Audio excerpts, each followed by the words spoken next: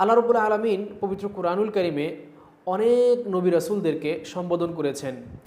সর্বপ্রথম মানব আদম আলাইহিস সালাতু ওয়াস সালামকে আল্লাহ তাআলা সম্বোধন করেছেন, ইয়া আদামু উসকুন আনতা ওয়া যাওজুকাল জান্নাহ, হে আদম তুমি এবং তোমার স্ত্রী জান্নাতে বসবাস করো।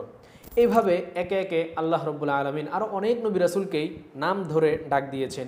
ইয়া নূহ, হে নূহ, ইয়া লূত, হে লূত, ইয়া সালেহ, হে সালেহ, ইয়া মুসা। বহু আয়াতের মধ্যে এসেছে মুসা আলাইহিস সালাতু ওয়াস সালামকে আল্লাহ তাআলা নাম ধরে ডাকছেন, ইয়া মুসা, ইয়া ঈসা। কিন্তু আল্লাহ রাব্বুল আলামিন পবিত্র কুরআনুল কারীমের কোনো আয়াতেই আল্লাহ রাসূল সাল্লাল্লাহু আলাইহি ওয়াসাল্লামকে নাম ধরে তিনি ডাকেননি, সম্বোধন করেননি।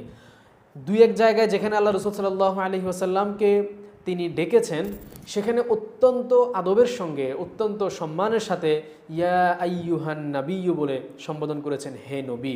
ইয়া আইয়ুহান নাবিয়্যু, হে নবী। কত সম্মানের সঙ্গে আল্লাহ রাসূল সাল্লাল্লাহু আলাইহি ওয়াসাল্লামকে আল্লাহ তাআলা ডাক দিয়েছেন, নাম ধরেন নাই। কোনো জায়গায় ইয়া মুহাম্মদ কোনো আয়াতের মধ্যে সম্বোধন করা হয়নি। যেখানে ডাক দেওয়ার প্রয়োজন পড়েছে আল্লাহ রাব্বুল আলামিন ইয়া আইয়ুহান নাবিয়্যু বলে সম্বোধন করেছেন।